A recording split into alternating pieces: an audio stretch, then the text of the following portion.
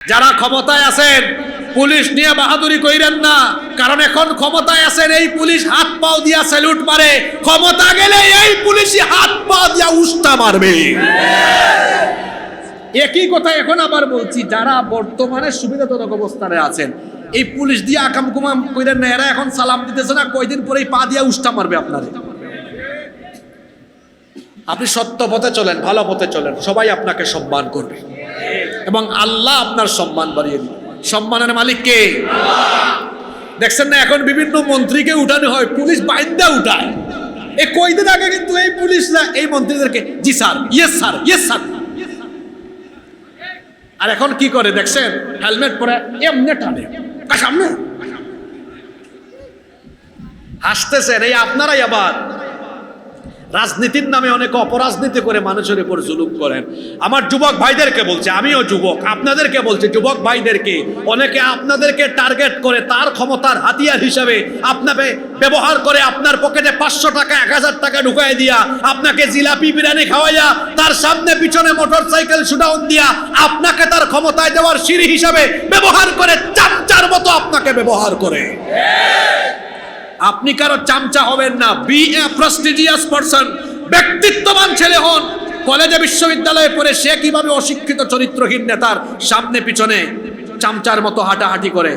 স্পষ্ট ভাষায় বলছি, আপনার এই তারুণ্য, এই যৌবন, এই যৌবনের ঘাম, শ্রম, রক্ত, এটা কোনো নেতা নেত্রীর চামচামি করার জন্য দেওয়া হয় নাই। এই যৌবন আল্লাহ দিয়েছেন যেন আমার যৌবন, আমার তারুণ্য, আমার ঘাম, আমার রক্ত, আমার জীবন আল্লাহর দ্বীনের পথে উজাড় করব। আমি কারো চামচামি করতে পারবো না। আপনি চামচামি করেন কেন? তার এটা বাদ দেন। যদি আমার জীবন, আমার রক্ত, আমার ঘাম, আমার শ্রম কারো জন্য দিতে হয়, সেটা দিব যারা দিন কায়েমের জন্য সংগ্রাম করে, দিন কায়েমের সাথীদের সাথে আমরা থাকব।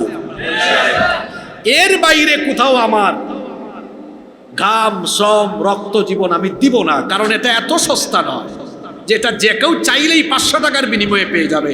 এত সস্তা নয়। আমার রক্ত, আমার জীবন, আমার ঘাম, আমার যৌবন, এটা দিব আমি কার জন্য? জোরে বলেন, কার জন্য? যুবক তরুণ ভাইরা কি আমার কথাগুলো শুনছেন? আমি আপনাদেরকে বলছি, আপনাদেরকে কারো চামচা হবেন না।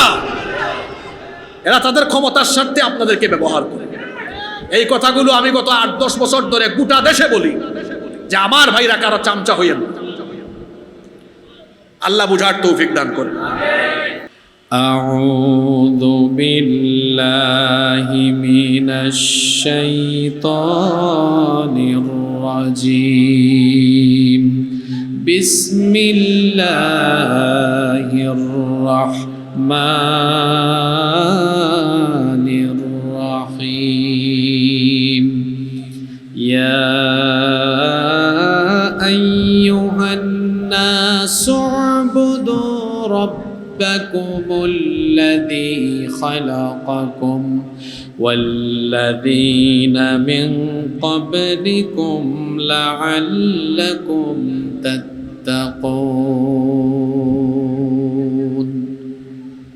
বিতাড়িত মরদুদ শয়তানের ওয়াসওয়াসা থেকে আল্লাহর কাছে পানাহ চাইছি।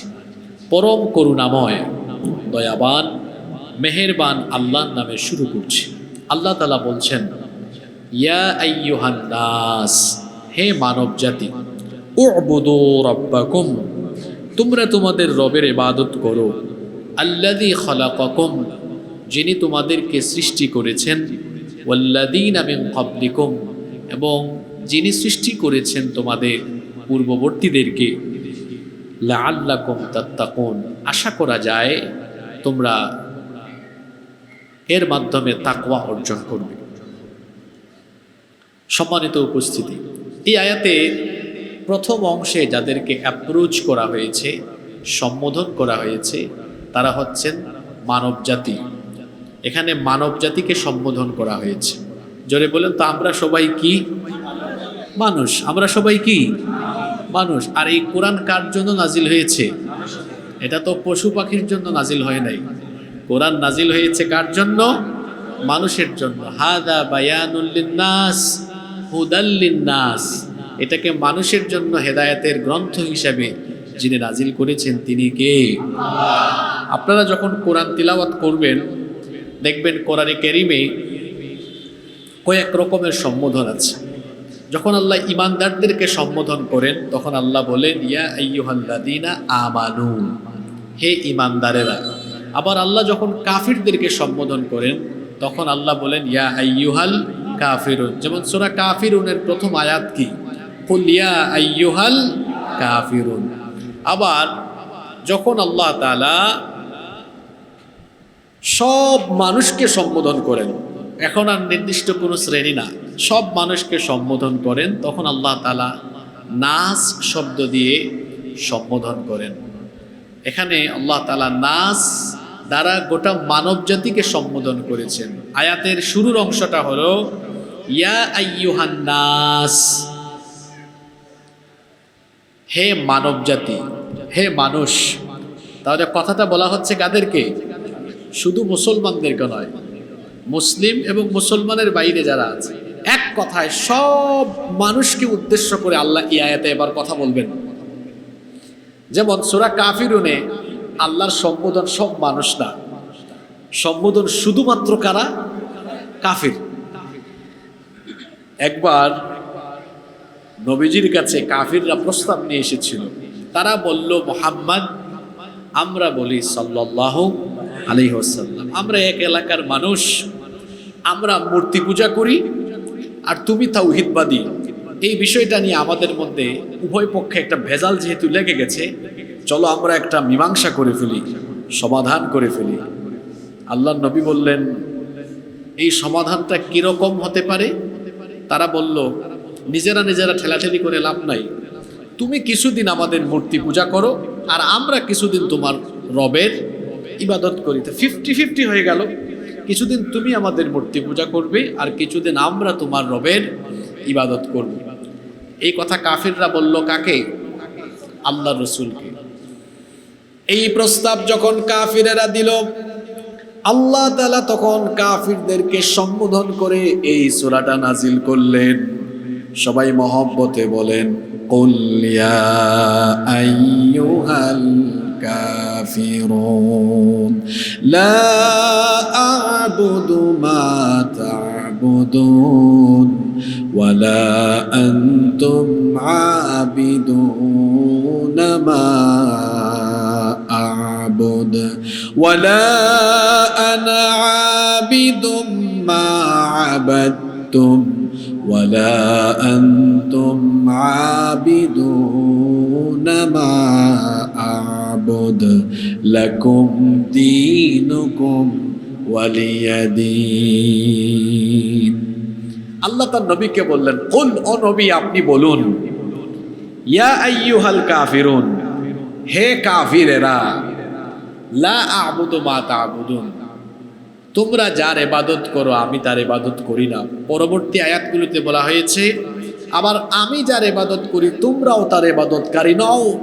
লাকুম দীনুকুম ওয়ালিয়া দিন, তোমাদের ধর্ম তোমাদের, আমাদের দিন আমাদের। আমরা ওইদিকে যাচ্ছি না, জাস্ট বোঝাতে চেয়েছি এই সূরায় একমাত্র অ্যাপ্রোচ সম্বোধন ছিল কারা?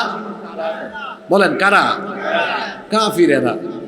কিন্তু আজকে আমরা সূরা বাকারার যে 21 নম্বর আয়াত শুরু করছি, এখানে সম্বোধন কারা? বলেন সম্বোধন কারা? মানুষ। এখানে মুসলিম, অমুসলিম, কাফির, বেঈমান যারা আছে সব আম।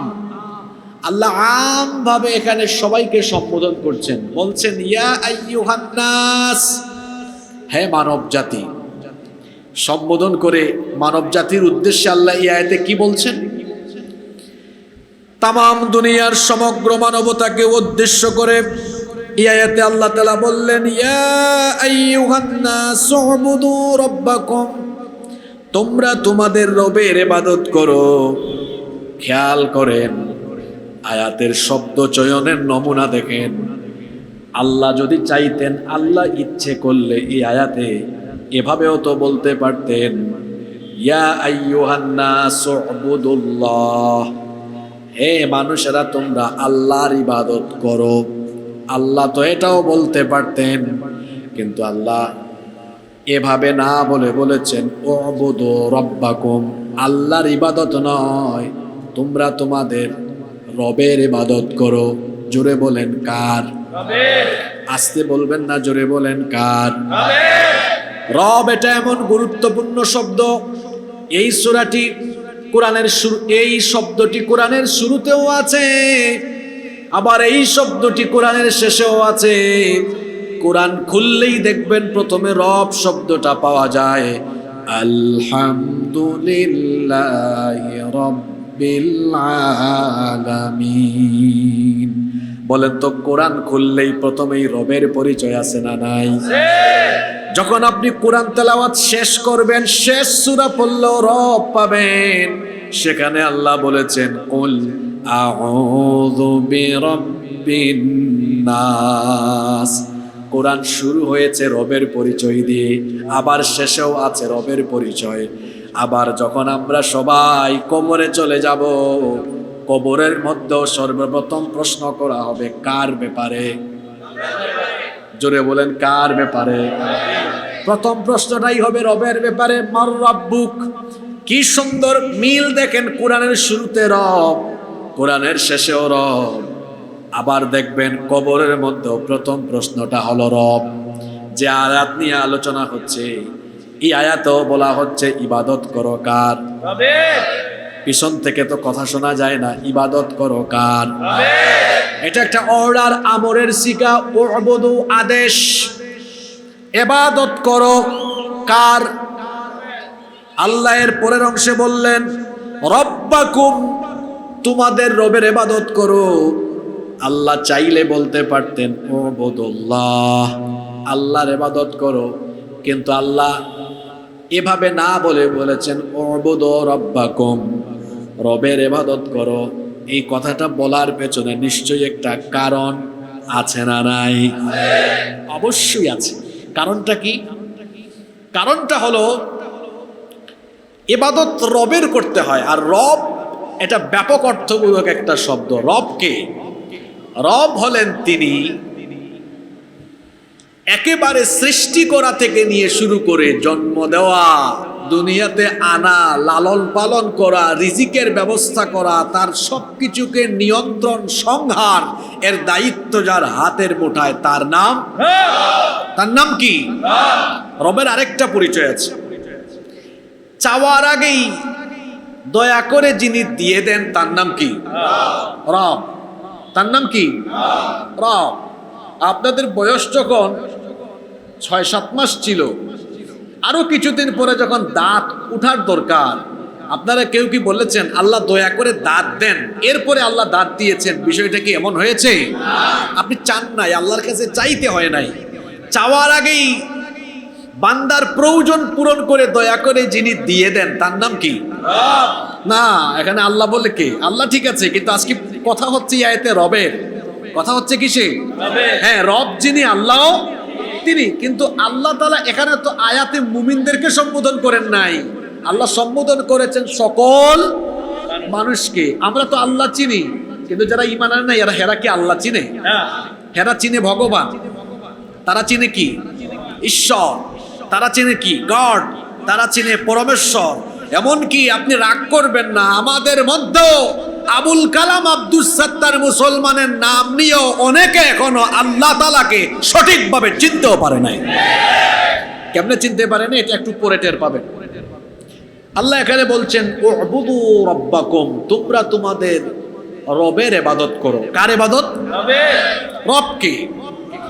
রব হচ্ছেন তিনি আপনাকে সৃষ্টির পর থেকে নিয়ে আপনার সকল প্রয়োজন পূরণ করেন, যিনি রব হলেন।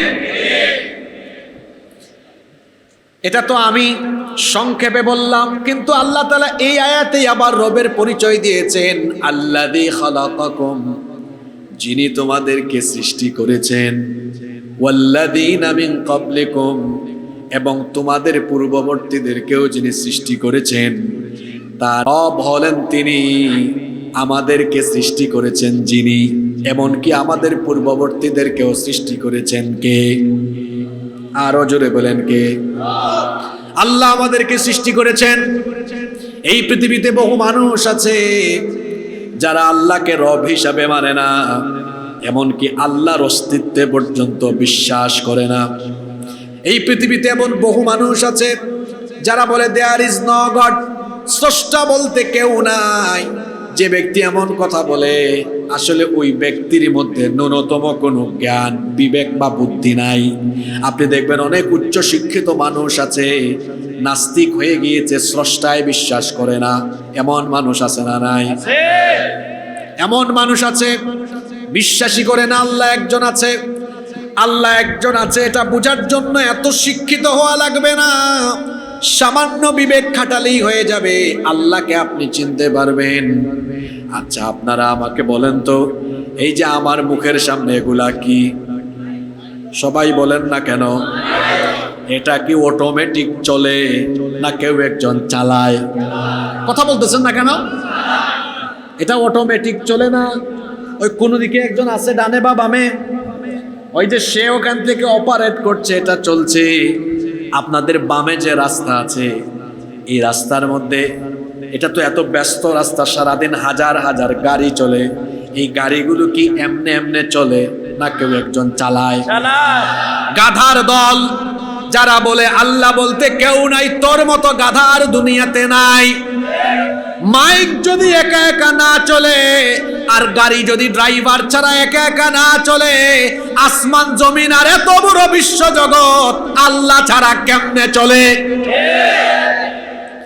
এই মাইক চালাতে যেমন অপারেটর দরকার, গাড়ি চালাতে যেমন ড্রাইভার দরকার, তেমনি এই মহাবিশ্বকে পরিচালনার জন্য একজন আছেন। আর যিনি এই মহাবিশ্বকে সৃষ্টি করে তারপরে পরিচালনা করছেন, গলার আওয়াজ বড় করে বলেন তিনি কে? সেই আল্লাহ তার কথা এভাবে বলেছেন, আল্লাহু খালিকু কুল্লি শাইইন ওয়া হুয়া আলা কুল্লি শাইইন ওয়াকিল। সব কিছুকে সৃষ্টি করেছেন যিনি, এবং সব কিছু তত্ত্বাবধায়ক যিনি। গলার আওয়াজ বড় করে বলেন তিনি কে? তিনি হচ্ছেন আল্লাহ। তিনি আমাদেরকেও সৃষ্টি করেছেন। আমাদেরকে সৃষ্টি করেছেন কে? আমাদেরকে তিনি সৃষ্টি করেছেন। আর আমাদেরকে তিনি মোট 4টা ক্যাটাগরিতে সৃষ্টি করেছেন। জুড়ে বলেন কয়টা? প্রথম ক্যাটাগরি হলো বাপও লাগে নাই, মাও লাগে নাই, এমন একজনকে আল্লাহ সৃষ্টি করেছেন যার বাপও নাই, মাও নাই, যাকে আল্লাহ তার নিজের কুদরতি হাতে বানিয়ে তারপরে আল্লাহ নিজেই তার মধ্যে রূহ ফুঁকে দিয়েছেন। বলেন তো তিনি কে? আদম আলাইহিস সালাম। 2 নম্বর হলো উনারও বাপ নাই, মা নাই, কিন্তু আদমের একটা অংশ থেকে আল্লাহ তাকে বানিয়েছেন। উনার নাম হলো কি? সাইয়্যিদাতুনা হাওয়া আলাইহাস সালাম। আর 3 নম্বর ক্যাটাগরিতে আমি আছি, আপনারা আছেন। আমাদেরকে সৃষ্টি করা হয়েছে মা বাপের মিলনের মাধ্যমে, নারী পুরুষের মিলনের মাধ্যমে মানুষকে সৃষ্টি করেছেন কে? 4 নম্বর আর একটা ক্যাটাগরি আছে, এক আশ্চর্যজনক সৃষ্টি আছে আল্লাহর দুনিয়ায়। এটা এক অলৌকিক বিষয়। বাপ নাই, শুধু মায়ের পেটে আল্লাহ তাকে জন্ম দিয়েছেন। বলেন তো দেখি সেই পয়গাম্বরের নাম কি? ঈসা আলাইহিস সালাম। তার জন্মের পরে খ্রিস্টানরা যখন বলেছিল, মারিয়াম আলাইহিস সালামকে চরিত্রের অপবাদ দিয়েছিল, তখন মায়ের কোলে থাকা অবস্থায় ঈসা নবীর, ঈসা পয়গম্বরের জবান খুলে দিয়েছিলেন কে? এমনকি আপত্তির জবাব কোরআনে এভাবে এসেছে, যারা বলে পুরুষ ছাড়া নারীর পেটে সন্তান হওয়া এটা কি সম্ভব নাকি? আল্লাহ জবাব দিয়েছেন, আমি তো জানি আপনারা ইমানের তাগিদে বলবেন সম্ভব, কিন্তু আল্লাহ সুন্দর একটা কথা বলেছেন, দৃষ্টান্ত দিয়েছেন। সেটা হলো ইন্না মাসালা ঈসা ইনদাল্লাহি কামাসালি আদম খালাকাহু মিন তুরাব। আল্লাহ বলছেন নিশ্চয়ই আমার কাছে ঈসার উপমা, দৃষ্টান্ত হলো আদমের মতো। কার মতো? মানে আল্লাহ বুঝাতে চাইলেন, তোমরা যারা বলো পুরুষ ছাড়া নারীর পেটে বাচ্চা আসছে কেমনে, তো বলো তো মা বাপ ছাড়া আদম হইছে কেমনে? মা বাপ ছাড়া যে আল্লাহ আদম বানাতে পারেন, সেই আল্লাহ বুঝি বাপ ছাড়া মার পেটে ঈসা বানাতে পারেন না। জোরে বলেন, পারেন কি পারেন না? আল্লাহ বলছেন আমি তোমাদেরকে সৃষ্টি করেছি। তার মানে আল্লাহ তাআলা মানুষকে নিজে বানিয়েছেন। আর মানুষ শুরু থেকেই মানুষ ছিল।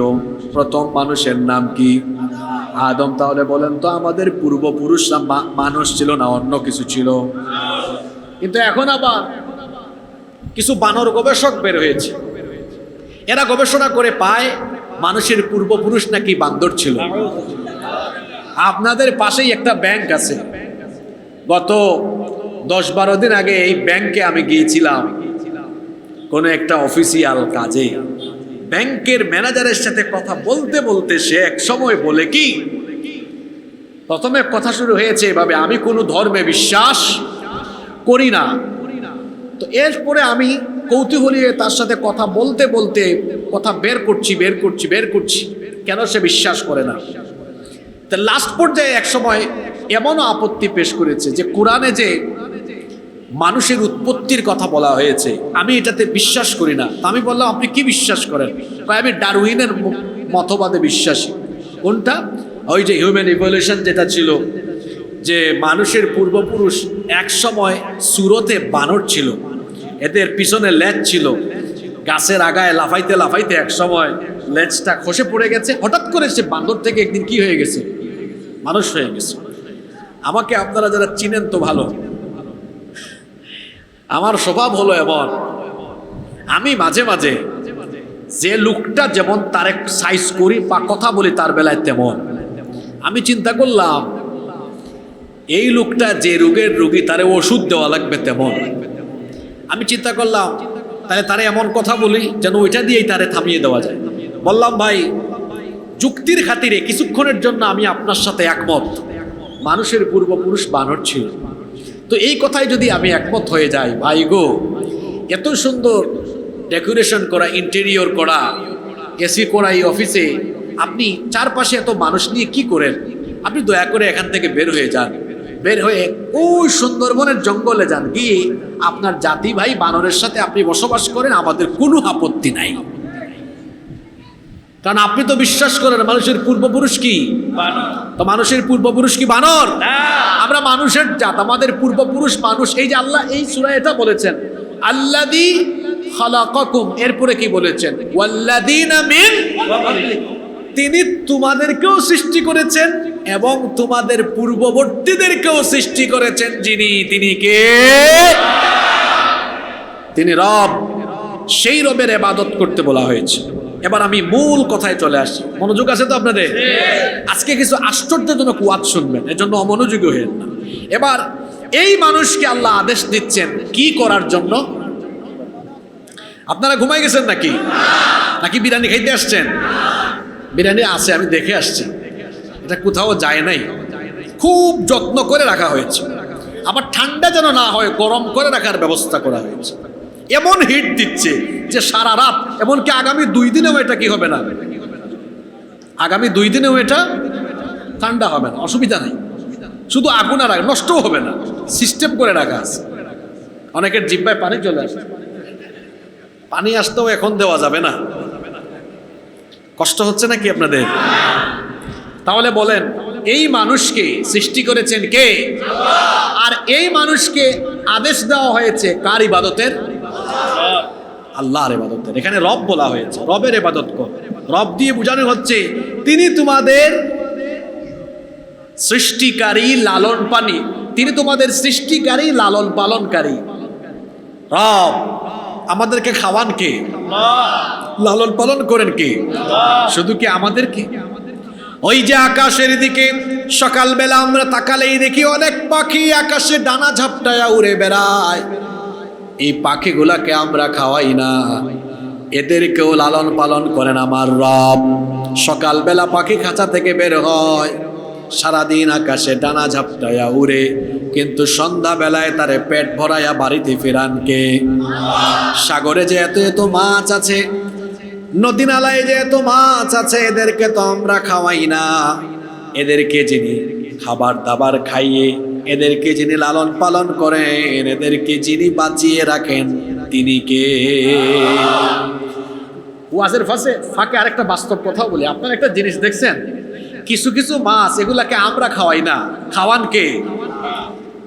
আবার কিছু মাছ এগুলারে আমরা খাওয়াইয়া দাওয়াইয়া মানে কি বলে কৃত্রিম ভাবে খাবার দিয়ে ওই যে বিভিন্ন ঘেরে বা মৎস্য চাষ করে না, যেমন ধরেন তেলাপিয়া মাছ বাজারে আসে না, তারপরে রুই মাছ, কার্পু মাছ, পাঙ্গাস মাছ, এগুলো আমরা চাষ করি না। আচ্ছা, এগুলারে আমরা খাওয়াই, মানে আমরা বিভিন্ন জিনিস কিনে খাওয়াচ্ছি, এটাতে আমাদের অনেক খরচ হয়। কিন্তু নদীতে পদ্মায় মেঘনায় বা সাগরে যে ইলিশ মাছ আছে, এটাতে কি আপনারা খাওয়ান নাকি? কথা বলেন না কেন? এখন যেটারে আমরা খাওয়াই বাজারে, এটার দাম কে বলছে বেশি? আপনি কয় বছর আগে বাজার করছেন? বাজার টাজার করেন না উপরে উপরে মাইরা দেন? যেটারে আমরা খাওয়াই ওইটার দাম কি বেশি না কম? তেলাপিয়ার দাম বেশি না ইলিশ মাছের দাম বেশি? আর ইলিশকে তো আমরা খাওয়াইও না, কিন্তু ইলিশের দাম দেখছেন কারবার। আবার আরেক কারবার আছে, আমাদের দেশে যে ইলিশ আমরা পাই, এর চাইতে আরো ভালো মানের ইলিশগুলো কোথায় চলে যায়? বিদেশে চলে যায়। আহারে, প্রোটিনের অভাব। আর বাজারে যেগুলো পাই এগুলোতে দামও অনেক বেশি পড়ে যায়। যাই হোক, এই প্রসঙ্গটা আমি নিয়ে আসছিলাম। আমাদের দেশে তো শুধু এই জিনিসের দাম না, বাজার নিয়ন্ত্রণ আর সিন্ডিকেট আর চাঁদাবাজি। আমার দেশে যত অনিয়ম বিশৃঙ্খলা, আমার মনে হয় এই ধরনের অনিয়ম পৃথিবীর অন্যান্য দেশে আপনি খুব কমই খুঁজে পাবেন। এত বিশৃঙ্খলা, আপনি দেশের বাইরে একটু যান, দেখবেন নিয়ম শৃঙ্খলা কারে বলে। অনেক অমুসলিম দেশ আছে, এরা মুসলমান না, কিন্তু ইসলামের সব নীতিমালা আবার তাদের ভেতরে আছে। যেমন পরিচ্ছন্নতা ইসলামের নীতিমালা, ওটা অনেক মুসলমানের ভিতর নাই, ওরা গ্রহণ করেছে। ওদের রাস্তাঘাটে 15 দিন হাঁটলেও জুতা ময়লা হয় না, ধুলাবালু নাই তো, পরিষ্কার ঝকঝকে ফকফকে, ময়লা ফেলা যায় না, ময়লা ফেললে জরিমানা গুনতে হয়। কিছুদিন আগে আমি মালয়েশিয়া ঘুরে আসলাম, তো প্রায় 16 দিন একই জুতা বারবার ব্যবহার করেছি, একটা দিন মোছা লাগে নাই। বাংলাদেশে তো এক জুতা পরে বের হলে 30 মিনিট পরে ওইটা শেষ, আবার মুছতে হয়, নইলে পরিস্থিতি খারাপ। যত অনিয়ম বিশৃঙ্খলা, এগুলো কেন? আমরা আসলে আল্লাহর দ্বীনকে সঠিকভাবে জীবনে গ্রহণ করতে পারি নাই বলে আমাদের জীবনটা এরকম হয়েছে। আল্লাহ আমাদেরকে হেফাজত করেন। আমরা যেখানে ছিলাম সেখানে চলে যাই। তাহলে সবাইকে সৃষ্টি করেছেন, এরপরে সবাইকে যিনি লালন পালন করেন তিনি কে? তিনি আল্লাহ, তিনি রব। সেই আল্লাহ এই আয়াতে বলছেন যে তোমরা তোমাদের রবের ইবাদত করো, এবং সম্বোধন করা হয়েছে কাকে? বলেন না কাকে? মানুষকে। সব মানুষকে সম্বোধন করে বলা হয়েছে ইবাদত করতে হবে। কার ইবাদত? রবের বা আল্লাহ। এবার আসেন, আল্লাহর ইবাদত কেন করতে হবে? আল্লাহর ইবাদত কেন করতে হবে? আল্লাহর ইবাদত কি কারণে করতে হবে শোনেন। 1 নম্বর কারণ হলো এই আয়াতে আছে, আল্লাহর ইবাদত এই কারণে করতে হবে কারণ আপনাকে সৃষ্টি করেছেন কে? ওয়ালাকাদ খালাকনাল ইনসানা মিন সুলালাতিন মিন তিন ইলা আখিরিল আয়া। আর অবশ্যই মানব জাতিকে মাটির নির্যাস থেকে সৃষ্টি করেছেন যিনি, তিনি কে? আল্লাহর ইবাদত কি জন্য করতে হবে? 1 নম্বর কারণ, তিনি সৃষ্টি করেছেন, তিনি লালন পালন করছেন, এজন্য তার ইবাদত করতে হবে। 2 নম্বর, কেন আল্লাহর ইবাদত করতে হবে? 2 নম্বর কারণ হলো, এটা হলো বান্দার উপরে আল্লাহর হক। এটা বান্দার উপরে কার হক? বুখারী শরীফে হাদিস এসেছে, মুআদ বিন জাবাল রাদিয়াল্লাহু আনহু হাদিসের বর্ণনাকারী সাহাবী, তিনি বলছেন ক্বালা কুনতু রিদফান নবী সাল্লাল্লাহু আলাইহি ওয়াসাল্লাম আলা হিমার, আমি আল্লাহর নবীর পেছনে একটি গাধার উপরে ছিলাম। ইউকালু লাহু, এরপরে আল্লাহর নবী আমাকে ডাকলেন, ডেকে বললেন ইয়া মুআদ, হে মুআজ, হাল তাদরি হাক্কাল্লাহি আলা ইবাদিহি, মুআজ তুমি কি জানো বান্দার উপরে আল্লাহর হক কি? ওয়া মা হাক্কুল ইবাদি আলাল্লাহ, এবং তুমি কি জানো নাকি আল্লাহর উপরে বান্দার হক কি? মুআজ বিন জাবাল রাদিয়াল্লাহু আনহু তখন বললেন, আল্লাহু ওয়া রাসূলুহু আ'লাম, এই ব্যাপারে আল্লাহ এবং তার রাসূল সবচাইতে ভালো জানেন। এরপরে আল্লাহর নবী জবাবে বললেন, ফা ইন্না হাক্কাল্লাহি আলাল ইবাদি আন ইয়াবুদুহু ওয়া লা ইউশরিকু বিহি শাইআ, নিশ্চয়ই বান্দার উপরে আল্লাহর হক হলো বান্দা একমাত্র আল্লাহর ইবাদত করবে, আল্লাহর সাথে কাউকে শরীক করবে না। আর ওয়া হাক্কুল ইবাদি আলাল্লাহ, আর আল্লাহর উপরে বান্দার হক হলো আল্লাহ ইউআযিবা মান লা ইউশরিকু বিহি শাইআ, যে ব্যক্তি আল্লাহর সাথে কাউকে শরীক করে না, আল্লাহর দায়িত্ব হলো ওই বান্দাকে আযাব থেকে, গজব থেকে মুক্তি দিয়ে দেওয়া। সুবহানাল্লাহ। আল্লাহ ওই ব্যক্তিকে আযাব দেন না, কষ্ট দেন না, কোনো ধরনের আযাব গজব আল্লাহ তাকে দেন না। এই হাদিস থেকে আমরা আরেকটি বার্তা পেলাম, এজন্য আল্লাহর ইবাদত করতে হবে, কারণ এটা হলো বান্দার উপরে আল্লাহর হক, এটা আল্লাহর পাওনা। কারণ তাকে সৃষ্টি করেছেন তিনি, লালন পালন করছেন তিনি, তার সকল প্রয়োজন পূরণ করছেন কে? এটাও কইতে পারলেন না, টায়ার্ড হয়ে গেছেন নাকি? আপনার প্রয়োজন পূরণ করেছেন কে? নাকি বুঝে থাকলে বলেন তো, আপনার সবচাইতে সবচাইতে সবচাইতে বেশি প্রয়োজনীয় জিনিসটার নাম কি? আল্লাহ। আমি বলছি আপনার বেঁচে থাকার জন্য সবচেয়ে দরকারি জিনিসটার নাম কি? এই তো মাশাআল্লাহ, মনোযোগ আছে। অক্সিজেন হলো আগে, এটা না থাকলে বেঁচে থাকতে পারবেন? সবার আগে আপনার দরকার কি? এই অক্সিজেনটা আপনারে কে দেয়? আহা, চিন্তা করছেন কখনো? বর্তমান চিকিৎসা বিজ্ঞান বলছে একজন সুস্থ স্বাভাবিক মানুষ প্রতিদিন তার বেঁচে থাকার জন্য 550 লিটার অক্সিজেনের দরকার হয়, মানে 500 লিটারেরও বেশি। প্রতি লিটার অক্সিজেনের দাম যদি আপনি জানেন, আপনি তো অবাক হয়ে যাবেন। আমি 500 লিটার অক্সিজেনের দাম আমার যতটুকু মনে পড়ে হিসাব করলে এর দাম হবে 6 থেকে 7 লক্ষ টাকা। 6 থেকে 7 লক্ষ টাকা। তাহলে একজন মানুষের প্রতিদিন 500 লিটারের উপরে অক্সিজেন লাগে, আর এর বাজার মূল্য কত? আমি বোঝানোর খাতিরে, সহজভাবে বোঝানোর খাতিরে আমি ধরে নিলাম কত? 5 লাখ টাকা। কত ধরলাম? 5 লাখ টাকা। এটা কই দিনে? হ্যাঁ, একদিনে। তাহলে 1 মাসে কত লাগে? হিসাবও করতে পারেন না। এদিকে কি বিরানির গন্ধ আসতেছে নাকি? যে গন্ধের ছুটে হিসাব হয় না? হ্যাঁ, 150 লাখ মানে কি? 1.5 কোটি টাকা। কত দিনে? 1 মাসে। তাহলে 12 মাসে 1 বছর, 1 বছরে কত? 18 কোটি টাকা। যার বয়স যত অত দিয়া গুণ মারেন। আমার বয়স 30 গুণ 18। আরে বাপরে বাপ, আমার বাপ দাদা 14 গোষ্ঠীর সম্পদ বিক্রি করেও 1 মাসের অক্সিজেন কিনে, 1 মাস বাদ দেন, 1 সপ্তাহের অক্সিজেন কিনে বেঁচে থাকার মতো সামর্থ্য আমার না। আমাকে এই অক্সিজেনের নিয়ামত দিয়ে বাঁচিয়ে রাখেন কে? আমি রবের পরিচয় আপনাকে বলেছিলাম যে সৃষ্টি করে, লালন পালন করে, আপনার সকল প্রয়োজন পূরণ করেন যিনি রব হলেন। সব প্রয়োজন তিনি পূরণ করছেন। এমনকি তার এমন দয়া, যে ঈমান এনেছে তারেও তিনি দেন, যে ঈমান আনে নাই বেঈমান তিনি তারেও দেন। সেই আল্লাহর ফর্মুলা কত সুন্দর।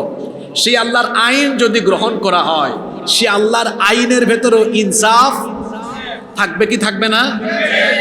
এজন্য আল্লাহ কারবারটা করছেন কি দেখছেন? আল্লাহ তাআলা মানুষের অতি প্রয়োজনীয় যে সকল জিনিস দরকার, এগুলো আল্লাহ মানুষের হাতে না দিয়ে নিজের কাছে রেখেছেন। যেমন দেখেন আপনারা, যেমন সূর্য, চন্দ্র, আলো, বাতাস, পানি। আচ্ছা বলেন তো, এই যে কয়েকটা জিনিসের কথা বললাম, এগুলো ছাড়া কি একদিন বেঁচে থাকা যাবে? বেঁচে থাকা যাবে? এগুলো কি মানুষের হাতে না আল্লাহর হাতে? কেন দেন নাই মানুষের হাতে জানেন? যদি আজকে আমি ক্ষমতা পাই, আমি মানুষ তো, মানে পরিস্থিতি এমন হতে পারে তো সে বলবে আমার বিরোধিতা করলে, বিরোধী দলে গেলে একদম খবর আছে, সূর্যের আলো বন্ধ, বৃষ্টি বন্ধ, আলো বন্ধ, পানি বন্ধ, বাতাস বন্ধ। মানুষের খাইসলত তো আপনারা জানেন, একটু বিরোধিতা করলে কয় ইন্টারনেট সুদ্ধা বন্ধ। তো যে ইন্টারনেট বন্ধ করতে পারে তার হাতে বুঝি সূর্য, চন্দ্র, আলো, বাতাস, পানি থাকলে বন্ধ করবে না? কিন্তু আল্লাহ কাম করছেন কি? এগুলো আল্লাহ তার হাতে রেখেছেন। ইমানদারকেও দেন, বেঈমানকেও দেন। কারণ দুনিয়ায় তিনি রহমান, কিন্তু আখিরাতে তিনি রহমান নন, তিনি রহিম। আখিরাতে তিনি সবাইকে ক্ষমা করবেন না, তিনি সেই দিন শুধু মুমিনদেরকে ক্ষমা করবেন, আর মুমিন ব্যতীত সবাইকে আযাব দিবেন কে? দুনিয়ায় তার দয়া কম না বেশি? আমি রবের কথা বলছিলাম, সব প্রয়োজন তিনি ফিল আপ করে দিয়েছেন, যা দরকার সব দিয়েছেন আপনাকে। সে আল্লাহ বলেছেন ইবাদত করতে হবে কার? আল্লাহর ইবাদত কেন করতে হবে? আমি দুইটা কারণ বলেছিলাম। এক নাম্বার বলেছি তিনি সৃষ্টি করেছেন, প্রয়োজন পূরণ করেছেন। দুই নাম্বার, এটা আমাদের কাছে আল্লাহর পাওনা, যেহেতু তিনি সৃষ্টি করেছেন তার হক এটা। তিন নাম্বার, কেন আল্লাহর ইবাদত করতে হবে? এর কারণ হলো আমাদেরকে শুধুমাত্র এই উদ্দেশ্যেই সৃষ্টি করা হয়েছে, আমরা যেন আল্লাহর ইবাদত করি। কোরআনে কারীমের 51 নম্বর সূরা সূরাতুদ দারিয়াতের 56 নম্বর আয়াতে আল্লাহ তাআলা বলছেন, ওয়া মা খালাকাতুল জিন্না ওয়াল ইনসা ইল্লা লিয়াবুদুন। I didn't create the jinn kind and mankind accept my lordship. আমি জিন আর মানব জাতিকে আমার ইবাদত ছাড়া অন্য কিছুর জন্য সৃষ্টি করি নাই। সৃষ্টি করেছি কেবলমাত্র তারা যেন ইবাদত করে কার? আল্লাহর ইবাদত এই জন্যই আপনি করবেন, কারণ এটা হলো আপনাকে সৃষ্টি করার উদ্দেশ্য, এজন্য ইবাদত করবেন। নাম্বার 4, কেন আল্লাহর ইবাদত করবেন?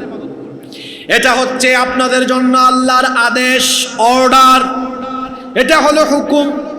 আল্লাহ বলেছেন আমার অবশ্যই ইবাদত করো, যেটাই আয়াতে আল্লাহ বলেছেন ইয়া আইয়ুহান নাস উবুদু উবুদু, দিয়ে আল্লাহ আদেশ করেছেন আমার ইবাদত করো। আর আল্লাহর ইবাদতের দিকে আহ্বান করার জন্য যুগে যুগে যত নবী রাসূল আল্লাহ পাঠিয়েছেন, সকল নবী রাসূলগণ তারা কি তাদের গোলামের দাওয়াত দিয়েছেন না আল্লাহর গোলামের দাওয়াত দিয়েছেন? আমরা কি নবীর গোলাম না আল্লাহর গোলাম? নবী আমাদেরকে আল্লাহর গোলামের দিকে রেখেছেন। সব নবী এবং রাসূলের দাওয়াত ছিল একরকম, দুই রকম ছিল না। সকল নবীদের কালিমা ছিল একরকম, একজনের সাথে আরেকজনের কালিমার কোনো অমিল বা ভিন্নতা ছিল।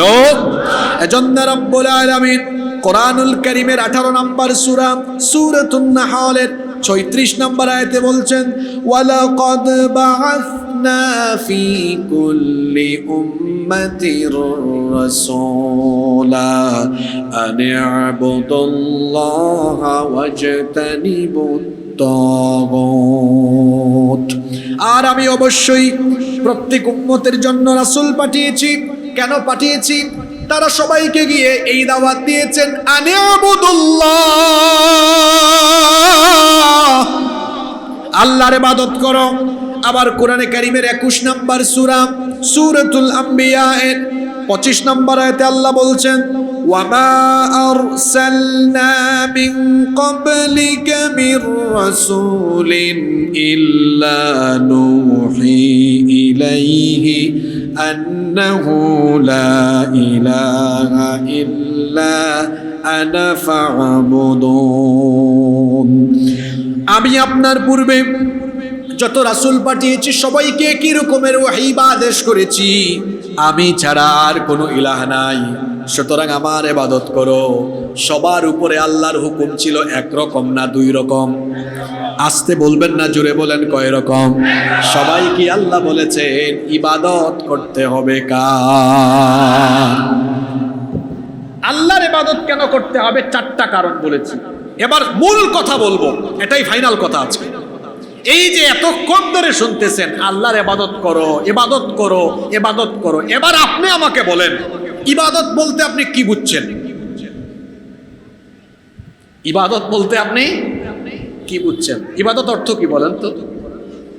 হ্যাঁ, ইবাদত অর্থ নামাজ। এই তো কয়েকজন বলছে ইবাদত অর্থ নামাজ। আচ্ছা ভাই, এই যে ওনারা বললেন ইবাদত অর্থ নামাজ, এখন ডেইলি নামাজ কয় ওয়াক্ত? জোরে বলেন, কয় ওয়াক্ত? তো ইবাদত অর্থ যদি নামাজ হয়, রোজা তাইলে কি?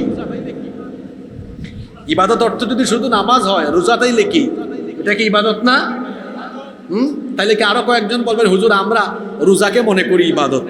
আচ্ছা, উনার কথায় যাই, এখন 5 ওয়াক্ত নামাজ আদায় করতে বলেন তো মোট আনুমানিক কত সময় লাগতে পারে? আনুমানিক বলেন, সব মিলাইয়া কত সময় লাগতে পারে? জি, 1 ঘন্টা। ভেরি গুড, সুন্দর বলেছেন। তাইলে 1 ঘন্টা নামাজ দিয়ে ইবাদত করলেন কার? বাকি আছে কত ঘন্টা? জোরে বলেন। ওই 23 ঘন্টা ইবাদত হবে কার? যুবক ভাইরা শুনেন, এমনি এমনি আজকে এই আয়াত আমি ধরি নাই, এটা খুব গুরুত্বপূর্ণ আয়াত। এই এক আয়াতেই হেদায়াত আছে। আল্লাহু আকবার। তো বুঝলাম 1 ঘন্টা নামাজে গেল, বাকি থাকলো কত? ওই যে ব্যবসা করেন এখানে যে হঠাৎ করে ওজনে কম মারি দেন, তারপরে ঘুষ হঠাৎ করে হয়ে যায়, সুদ হয়ে যায়, হারাম হয়ে যায়। এই যে 1 ঘন্টা নামাজের বাইরে আমার লেনদেন, বেচা কেনা, আমার অর্থনীতি, আমার রাজনীতি, আমার সমাজনীতি সবকিছু পরিচালিত হবে কার হুকুমে? যে আল্লাহর হুকুমে নামাজ হয়, সে আল্লাহর হুকুমে বাকি 23 ঘন্টা চলার নাম ইবাদত। 1 ঘন্টা নামাজ পড়লাম, 23 ঘন্টা শয়তানি করলাম, এর নাম ইবাদত নয়। তাহলে ইবাদত কি? হোয়াটস দ্য মিনিং অফ ইবাদাহ? ইবাদাহ শব্দের অর্থ কি? ইবাদত শব্দটা বাংলা না ইংরেজি? ইবাদত শব্দটা কি? আরবি। এটার অর্থ কি? এটার অর্থ হলো, আগে ভাগে জবাব দিয়েন না, ধরা খাবেন। এটার অর্থ হলো আত-তাআ, আয-যিল্লু, আল-খুদুউ ওয়াল ইনকিয়াদ। এবার বাংলা বলি। ইবাদত শব্দের অর্থ হলো নত হওয়া, ঝুঁকে পড়া, বিনম্র হওয়া, আনুগত্য। সবচাইতে সুন্দর অর্থ হলো যে এক শব্দের ভেতরে সবকিছু পাওয়া যায়, সেটার নাম আনুগত্য। সেটার নাম কি? আনুগত্য মানেই তো নত হওয়া, আনুগত্য মানেই তো ঝুঁকে পড়া, আনুগত্য মানেই তো বিনম্র হওয়া। এজন্য ব্যাপকভাবে এক শব্দের ভেতরে ইবাদতের অর্থ পাওয়া যায়, যেটাকে আরবিতে বলে ইতাআত বা আত-তাআ অথবা আল ইনকিয়াদ। বাংলায় আমরা এটাকে বলি আনুগত্য। বাংলায় এটাকে আমরা কি বলি? হ্যাঁ, আসলুল ইবাদাতি হিয়া আত-তাআ। ইবাদতের আসল বা ভিত্তি হলো আনুগত্য। কথা বুঝে থাকলে বলেন, ইবাদতের আসল মূল ভিত্তি হলো কি? তো ইবাদতের মূল ভিত্তি হলো কি? সেই আনুগত্য প্রথমেই করতে হয় কার? জোরে বলেন, আনুগত্য প্রথমেই কার? আর অনুসরণ করতে হয়, এরপরেই আনুগত্য করতে হয় কার? আল্লাহ রাসূলের। এরপরে কার? আল্লাহ রাসূল। তাহলে ইবাদতের অর্থ আমরা পেলাম কি? জোরে বলেন, ইবাদতের অর্থ কি পেলাম? আনুগত্য। কিন্তু বাংলাদেশের বেশিরভাগ মুসলমান মনে করে ইবাদত মানে হলো নামাজ, রোজা, হজ, যাকাত, মিলাদ মাহফিল, সিরাত মাহফিল, দান সদকা করা, এগুলাই ইবাদত। হ্যাঁ ঠিক আছে, এগুলা ইবাদত, কিন্তু ইবাদত কি শুধু এই সকল কর্মকাণ্ডের ভেতরে সীমাবদ্ধ? কথা বলেন না কেন? ইবাদত কি শুধু এগুলোর মধ্যে সীমাবদ্ধ? তাহলে ইবাদত বলতে কি বোঝায়? দেখুন, ইবাদত বলতে বোঝায় আমার সামগ্রিক জীবন, আমার গোটা জীবন আল্লাহর আনুগত্য মোতাবেক পরিচালনার নাম হলো আল্লাহর ইবাদত। এজন্য শুধুমাত্র নামাজ আদায় করলেন, এই ক্ষেত্রে আল্লাহর আনুগত্য করলেন, কারণ নামাজ আদায় করতে হবে, হুকুমটা কার? এখানে আনুগত্য হলো। কিন্তু নামাজের বাহিরে, মসজিদের বাহিরে, আপনার সমাজে আপনি যত কাজ করেন, আপনি ব্যবসা করেন, চাকরি করেন, আপনি আপনার এলাকা চালান, সমাজ চালান, দেশ চালান, মসজিদের বাইরে আপনি যত রকমের কর্মকাণ্ড যত সেক্টরে গিয়ে পরিচালনা করেন, ওই সেক্টরগুলোতেও আনুগত্য হবে কার? জোরে বলেন কার? এই জন্য আল্লাহ তার নবীকে শিখিয়েছেন, আর এর মাধ্যমে আল্লাহ আমাদেরকে শিক্ষা দিয়েছেন। ও নবী বলুন, শুধুমাত্র আপনার নামাজ নয়, শুধু নামাজই আল্লাহর জন্য নয়, বরং নামাজের পাশাপাশি জীবন মরণের সবকিছু হবে কার জন্য? এজন্য আল্লাহ তাআলা কোরআনে কারীমের 6 নম্বর সূরা সূরাতুল আনআমের 162 নম্বর আয়াত থেকে বলছেন, কুল ইন্না সালাতি ওয়া নুসুকি ওয়া মাহইয়ায়া ওয়া মামাতি লিল্লাহি রাব্বিল আলামিন। হে নবী, আপনি বলুন, নিশ্চয়ই আমার সালাত, আমার নামাজ, আমার কুরবানি, দেখেন না শব্দ চয়ন, আমার নামাজ, আমার কুরবানি, এরপরে আমার জীবন, আমার মরণ। What is life? জীবন মানে কি? জীবন বলতে আপনি কি বুঝেন? জীবন কি? জীবন কাকে বলে? জন্ম থেকে নিয়ে মৃত্যু পর্যন্ত এই গোটা সময়ের সমষ্টির নাম হলো জীবন। এখানে বলা হচ্ছে, নবী আপনি এদেরকে শিখান না, এদেরকে বলেন তোমার নামাজ, তোমার কুরবানি, এটা যেমন আল্লাহর জন্য, আল্লাহর আনুগত্য মোতাবেক করো, তেমনি তোমার জীবন মরণও সুপর্দ করে দিতে হবে যার আনুগত্যের সামনে তিনি কে? এই আয়াত তো শুনেন, অর্থও শুনেন মাঝে মাঝে, কিন্তু বুঝছেন কিরকম আমি তো বুঝি না। এই একটা আয়াত বুঝলেই তো হয়ে যায়। কুরবানি যখন দেন, কুরবানির সময়, ঈদুল আজহায় কুরবানি দেন না? কুরবানি আল্লাহ কেন দিয়েছেন? আপনি শুধু পশুর গলায় ছুরি চালাইয়া মাংস কাইটা কুইটা এরপরে সবাই ভাগ করে খাবেন এজন্য আল্লাহ দিয়েছেন? না তো, এখানে বিরাট একটা শিক্ষা আছে। শিক্ষাটা কি? যে আল্লাহর হুকুম মেনে কুরবানি করলাম, ওই যে ওয়া নুসুকি ওয়া মাহইয়ায়া, সে আল্লাহর আনুগত্য মোতাবেক জীবন মরণের সব হবে কার আনুগত্য মোতাবেক? এবার নিজের বিবেককে প্রশ্ন করেন, আচ্ছা আমি যে গত বছর কুরবানি দিলাম, আল্লাহর হুকুম মানলাম, আমি যে নামাজ পড়লাম, আল্লাহর হুকুম মানলাম, এবার নিজের বিবেককে প্রশ্ন করেন, মসজিদের বাইরে আমি কার কার হুকুম মানি? মসজিদের বাইরে কার কার? যেহেতু ইবাদত মানে আনুগত্য হতে হবে কার? জোরে বলেন, আনুগত্য হতে হবে কার? ইবাদত শব্দের অর্থ সংক্ষেপে বলা হয়েছে। ইবাদত শব্দের এক কথায়, এক বাক্যে, এক শব্দে ইবাদতের অর্থ কি? সবাই বলেন, ইবাদত অর্থ কি? আনুগত্য মানে কি? আনুগত্য মানে হলো দাঁড়ান, দাঁড়ায় গেছে, বসো, বসে গিয়েছে। আনুগত্য মানে হলো সামিআনা ওয়া আতা'না, শুনলাম আর, বলেন শুনলাম আর কি? মানলাম। আর কাফিররা কি? সামিআনা ওয়া আসাইনা, শুনলাম আর বাদ দিলাম, অমান্য করলাম। আমরা কোন ক্যাটাগরিতে? আসাইনা না আতা'না? জোরে বলেন, আতা'না, শুনলাম আর, বলেন শুনলাম আর মানলাম। আমরা শুনলাম আর মানলাম। আল্লাহ আমাদেরকে এদের কাতারে শামিল করে দাও। এখন ইবাদত মানে হলো আনুগত্য। শুধুমাত্র নামাজ, রোজা, হজ, যাকাত এগুলোর নাম ইবাদত নয়। হ্যাঁ, এগুলো ইবাদত। এই ইবাদতগুলো আমি করি যে আল্লাহর আনুগত্যে, যে আল্লাহর হুকুম মতো। সে আল্লাহর হুকুম মতো আমি নামাজের বাইরে আমার সামগ্রিক সব কিছুকে পরিচালনা করব, এর নাম ইবাদত। যেমন নামাজ থেকে আমি বের হলাম, নামাজ যখন শেষ হয় আল্লাহর হুকুম হলো ফাইদা কুদিয়াতিস সালাতু ফান্তাশিরু ফিল আরদি ওয়াবতাগু মিন ফাদলিল্লাহ। অতঃপর যখন নামাজ শেষ হয় তখন জমিনে বের হয়ে যাও, রিজিক অন্বেষণ করো। বেঁচে থাকার জন্য আমাদের উপার্জনের দরকার না? বলেন, জীবিকা নির্বাহের জন্য উপার্জনের দরকার না? আপনি কি জানেন আপনার সমস্ত ইবাদত কবুল হওয়া ডিপেন্ড করে এই হালাল উপার্জনের উপরে? সমস্ত ইবাদত কবুল হওয়া ডিপেন্ড করে হালাল উপার্জনের উপরে। আজকের মাহফিলে আপনি 1 লক্ষ টাকা দিয়েছেন, এটা কবুল হবে না যদি হারাম পথে উপার্জন করে থাকেন। আপনার নামাজ কবুল হবে না যদি আপনার যে শরীর দিয়ে সেজদা দেন এই শরীরটা হালাল না হয়। খান তো আলগা পয়সা, আলগা পয়সা খাইয়া শরীর বানাইছেন আলগা শরীর, এই আলগা শরীরের কোন সেজদা আল্লাহর দরবারে কবুল হবে না। হজে গিয়েছেন, ওমরায় গিয়েছেন, মানুষের টাকা, স্টাফের টাকা মেরে দিয়ে, এরপরে গিয়ে বলে কি লাব্বাইক আল্লাহুম্মা লাব্বাইক লাব্বাইক লা শারীকা লাক লাব্বাইক ইন্নাল হামদা ওয়ান নি'মাতা লাকা ওয়াল মুলক লা শারীকা লাক লাব্বাইক আল্লাহুম্মা লাব্বাইক। আল্লাহ তখন বলে, দেখছো কারবার বাটপার কি কয়?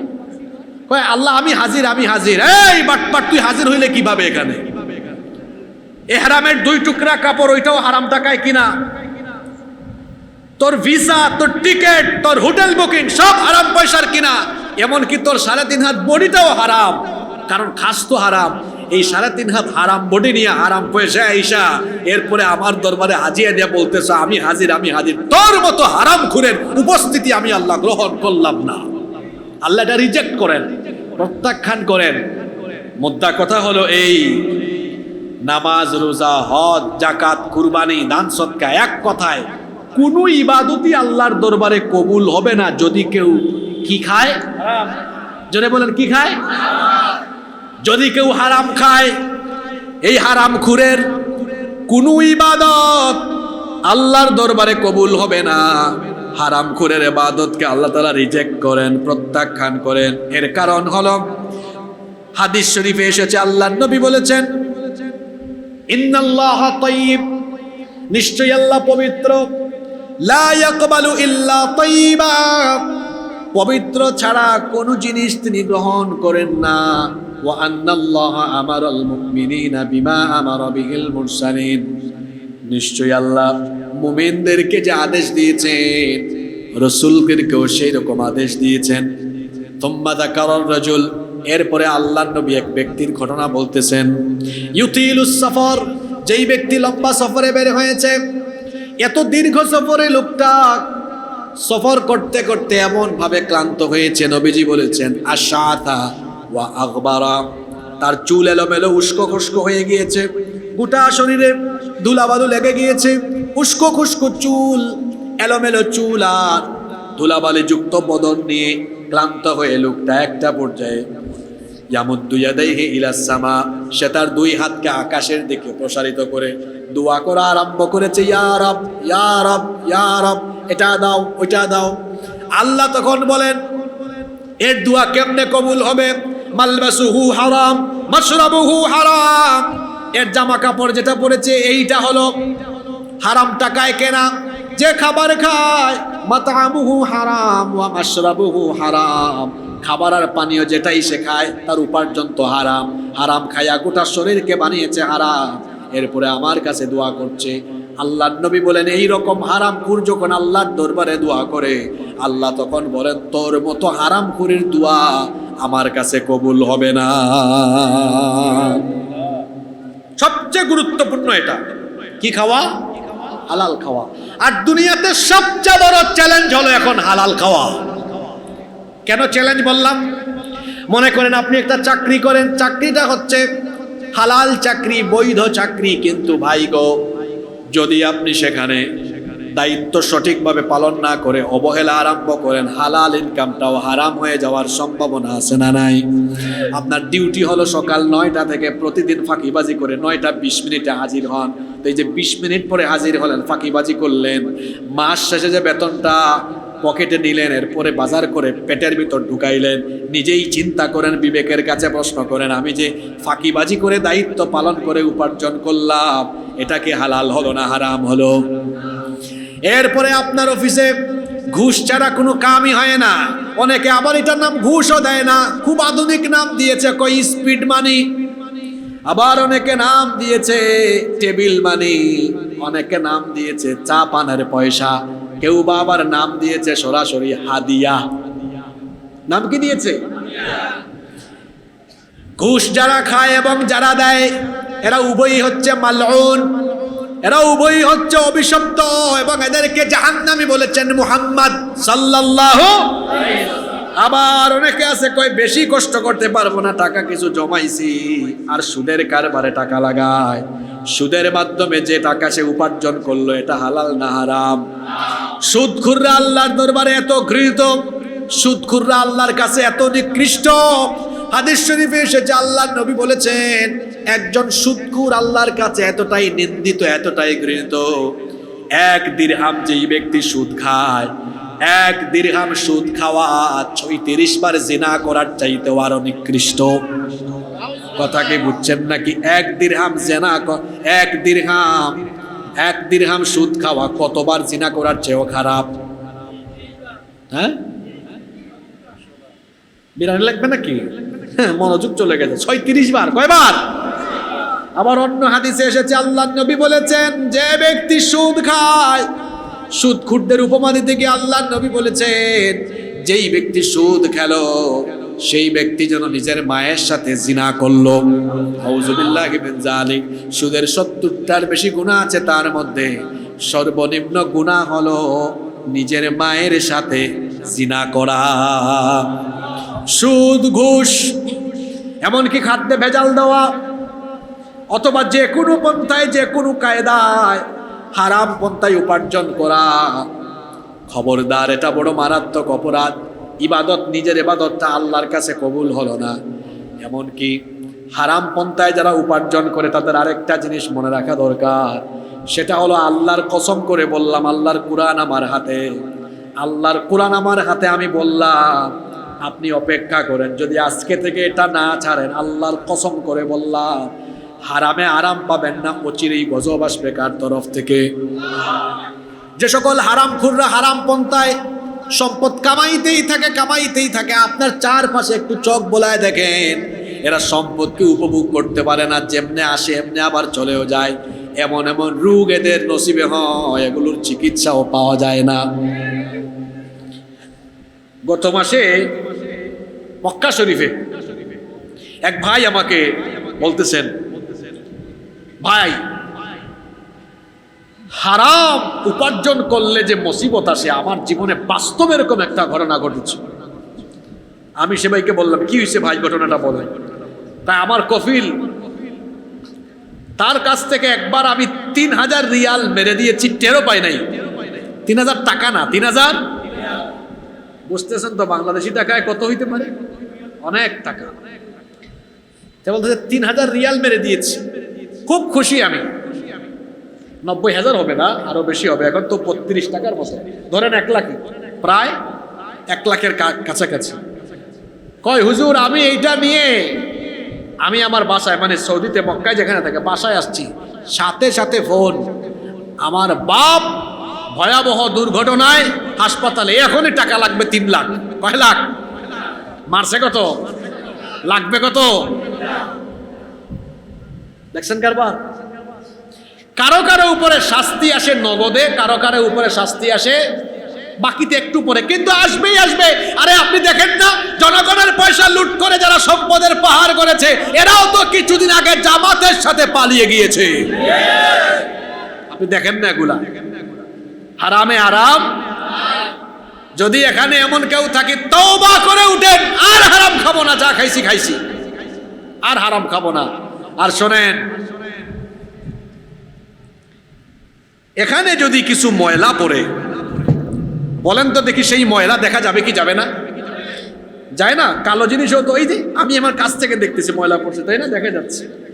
কোথাও কোনো ময়লা পড়লে যেমন দেখা যায়, আবার সাদা জিনিসে ময়লা পড়লে আরো বেশি দেখা যায়। মনে রাখবেন, কাপড়ে যেমন দাগ লাগলে দাগ বোঝা যায়, মানুষ যখন হালাল বাদ দিয়ে হারাম খায় কিংবা হারাম পথে চলে, শুধু হারাম খাওয়া না, হারাম পথে চলে, যেভাবে সাদা কাপড়ে দাগ লাগলে বোঝা যায়, হারাম পথে চললে কিন্তু চেহারায় এক ধরনের গুনাহের দাগ লেপটিত হয়ে যায়। দেখবেন অনেক হারামখোর আছে, এসি বাড়িতে থাকে, এসি গাড়িতে থাকে, সাদা পাঞ্জাবি পায়জামা পরে মানুষের সামনে আসে, তাও তার চেহারা দেখতে চোর আর ডাকাতের মতো লাগে। হারামখোরের চেহারায় হারামের দাগ আছে তো। আরেক ভাই আলু ভর্তা ডাল ভাত খায়, কালো চেহারাও, মানে তার গায়ের চামড়া কালো, কিন্তু দেখবেন কালো হইলেও চেহারা একটা মায়া মায়া ভাব আছে, কারণ হালাল পথে যারা চলে এদের চেহারা একটা নূর যিনি দান করেন তিনি কে? খুব গাঢ় কথা বলে ফেলছে, তাই না? এটাই বাস্তবিক, এটাই সত্য। হারাম খাওয়া বাদ দেন। 2-3 বছর আগে এক সরকারি অফিসে গিয়েছিলাম, এক লোক দরজা বন্ধ করে দিয়ে আমাকে বলতেছে, এই ঘটনাটা আমি বহু মাহফিলে বলেছি, 1টা 2টা মাহফিলে নয়, অন্তত 100-র উপরে মাহফিলে হবে আমি এই ঘটনাটা বারবার বলি। কেন বলিস? বাস্তবিক ঘটনা, এটা আমাদের জন্য শিক্ষা। দরজা লাগাই দিয়েছে, আমার আটকাইছে, কয় হুজুর আমি আপনার ওয়াজ শুনি, আপনারে পাইছি, আজকে একান্ত ব্যক্তিগত কথা শেয়ার করতে চাই। বলেন। আমার বউয়ের পেটে প্রায় 3-4টা বাচ্চা এসেছে, সবগুলো নষ্ট হয়ে যায়, একটা বাচ্চারও মুখ দেখতে পারলাম না। আর আমি আছি এমন বিপদে, এমন এক রূপ, বলতেও পারি না, সইতেও পারি না। বললাম এমন কি রূপ? কয় বসতে পারি না, এমন জায়গায় রূপ হইছে। ঘটনাক্রমে সেই দিন ওনার অফিসে ঢুকার আগে আমি বাইরে যা দেখেছি, একটা ফাইল এই টেবিল থেকে ওই টেবিলে যায় না পয়সা না ঢাললে। আমি বললাম ভাই আপনার রোগও তো আমি দেখে আসছি বাইরে। বলতেছে আমার রোগ হইলো ভিতরে, আপনি বাইরে দেখলেন কেন? আমি বললাম বাইরের রোগ প্রভাব ফেলছে এসে কোথায়? বললাম আমি এখানে আপনার সাথে কথা বলছি, এখানে আমি আর আপনি আছি, আল্লাহ তো সত্যি ঠিক আছে, কিন্তু অন্য কোনো মানুষ নাই। ভাই বলেন তো, যেগুলো ভিতরে যায় পেটে, হালালের বাইরে কিছু যায়? কয় হুজুর কিছু কিছু অল্প অল্প যায় আর কি, বেশি না, অল্প সামান্য। বললাম ওই অল্পটা খাওয়া বাদ দেন, একদম হালাল পথে চলেন, দেখবেন আল্লাহ সব ঠিক করে দিবেন। বছর খানেক পরে লোকটা আমাকে ফোন করেছে, হুজুর দোয়া করবেন, একটা বাচ্চা হয়েছে, আগে যে রূপটাও ছিল এত বছরের, এইটাও ভালো হয়ে গেছে। এটা অনুপ্রেরণামূলক সত্য একটি ঘটনা। এই জন্য আমি অনেক মাহফিল এটা বলেছি, হারাম খাইয়েন না, হারামে কোনো আরাম পাবেন না, কোনো আরাম পাবেন না। এমন এমন বিপদ আযাব গজব আসবে। আচ্ছা আপনার এত হারাম খাওয়া লাগবে কেন বলেন? এখন মারা যান তো, কাফনের কাপড়ে কয়টা পকেট? হ্যাঁ, কয়টা পকেট? তো এত হারাম খাওয়া লাগে কেন আপনার? সুদ ঘুষ অন্যায় হারাম পথে উপার্জন বাদ দেন। আমরা ইবাদতের কথা বলছিলাম, এখানে এই হাদিসটা আমি টেনে আনি, আকলুল হালাল আয় কাসবুল হালালি ফারিদাতুন বাদাল ফারিদা। রাসূলের হাদিস, রাসূল বলেছেন সৎভাবে উপার্জন করে খাওয়া ফরজের উপরে ফরজ। সুবহানাল্লাহ পড়বেন না? তা আমি নামাজ পড়লাম, আনুগত্য করলাম কার? আর এইদিকে নামাজের বাইরে আইসা অনেকে আছে কিন্তু সুদখোর নামাজি, এলাকার বিশিষ্ট সুদখোর নামাজি। এটা আপনাদের এলাকায় নেই, অনেক এলাকায় এগুলো আছে, আমি দেখছি।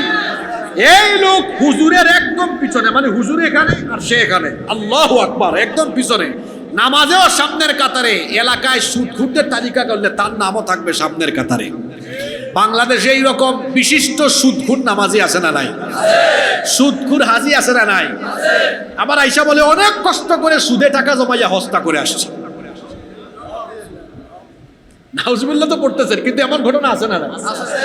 আচ্ছা, অনেক কষ্ট করে সুদে জমাইয়া 3টা গরু কুরবানি করছে,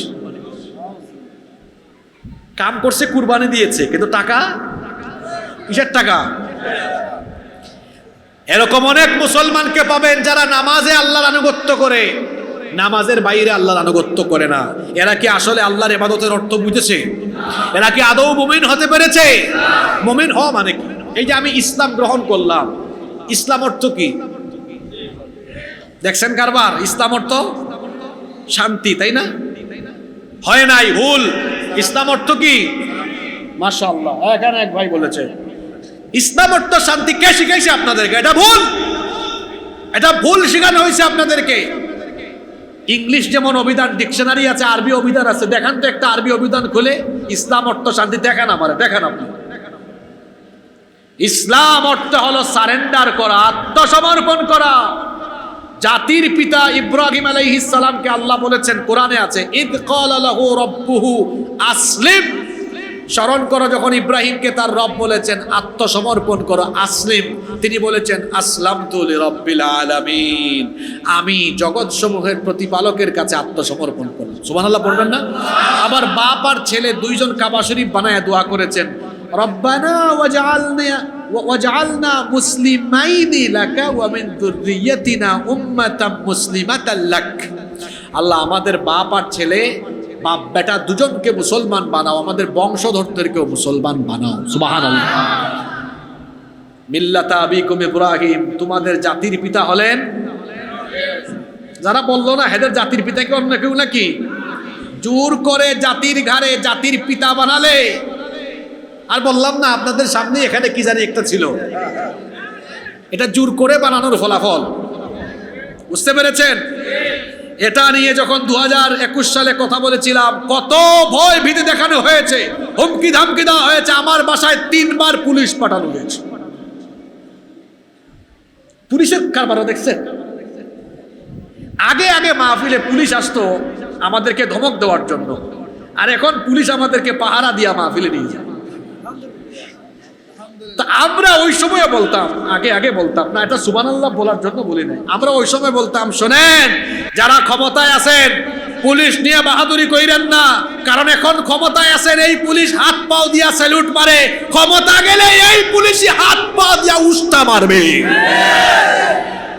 একই কথা এখন আবার বলছি, যারা বর্তমানে সুবিধাজনক অবস্থানে আছেন এই পুলিশ দিয়ে আকাম কুমাম কইরেন না, এরা এখন সালাম দিতেছে না, কয়দিন পরেই পা দিয়া উস্তা মারবে আপনারে। আপনি সত্য পথে চলেন, ভালো পথে চলেন, সবাই আপনাকে সম্মান করবে এবং আল্লাহ আপনার সম্মান বাড়িয়ে দিবে। সম্মানের মালিক কে? দেখছেন না, এখন বিভিন্ন মন্ত্রীকে উঠানো হয়, পুলিশ বাইন্দা উঠায়।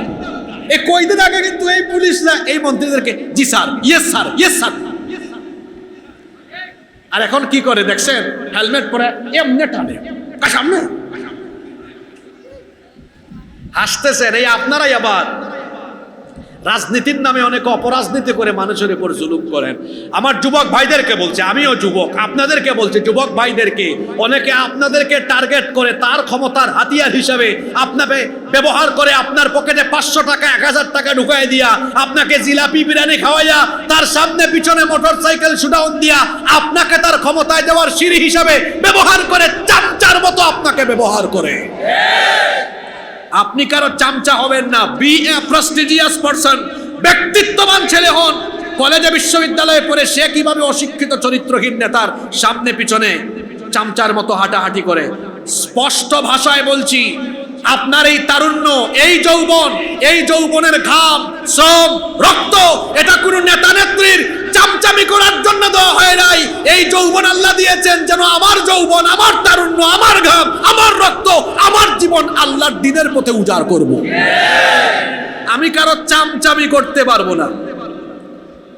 আপনি চামচামি করেন কেন তার? এটা বাদ দেন।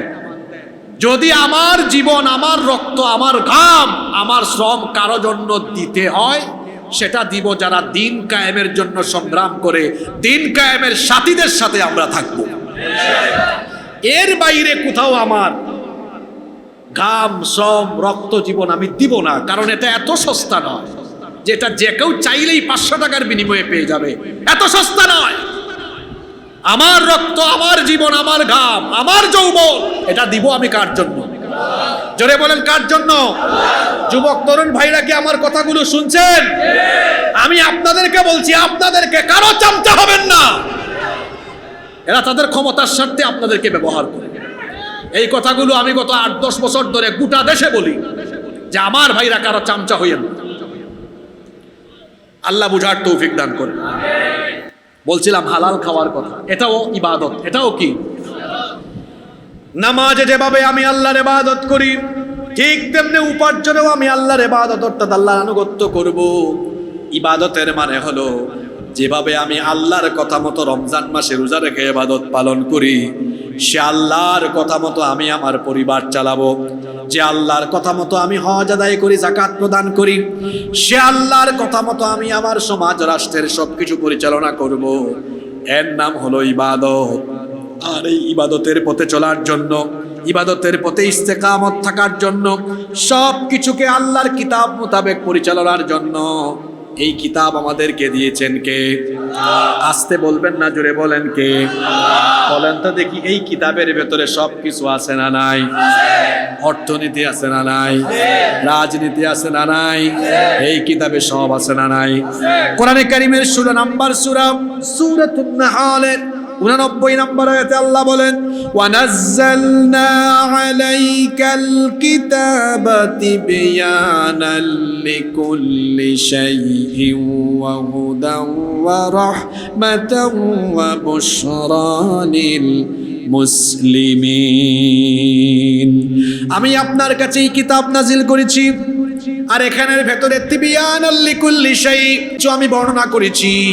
আবার কোরআনে কারীমের 6 নম্বর সূরা সূরাতুল আনআমের 38 নম্বর আয়াতের শেষাংশে আল্লাহ বলেছেন, মা ফাররাতনা ফিল কিতাবি মিন শাইইন সুম্মা ইলা রাব্বিহিম ইউহশারুন। এই কিতাবে কোনো কিছুই আমি বাদ দেই নাই, সব কিছুই কোরআনে আছে না নাই? একবার ওয়াজের পরে এক লোক আমারে ধরছে, কয় হুজুর আজকে যে আপনি ওয়াজ করলেন কোরআনে কোনো কিছুই বাদ নাই, সব আছে। আমি তো এক হোটেলে রুটি বানাই, তো বলেন তো রুটি কেমনে বানাই, এই ফর্মুলা কোরআনে আছে না নাই? দেখছেন কারবার কি প্রশ্ন করছে, কয় রুটি কেমনে বানায় এটা কোরআনে আছে না নাই? আপনাদের কি মনে হয় এটা আছে? তো কোথায় এটা আছে? প্রথমে রুটির জন্য পানি ঢালো, খামির এগুলো আছে নাকি? না। তো এই লোক তো বলতেছে হুজুর রুটি কেমনে বানাইতে হয়, এটা আছে নাকি? আরেকজন হয়তো বলবে হুজুর বিরিয়ানি কেমনে বানাই, এটা আছে না? আছে, আছে তো, আছে না নাই? আপনারা অনেকে চিন্তায় পড়ছেন আসলে কোন সূরা এটা আছে।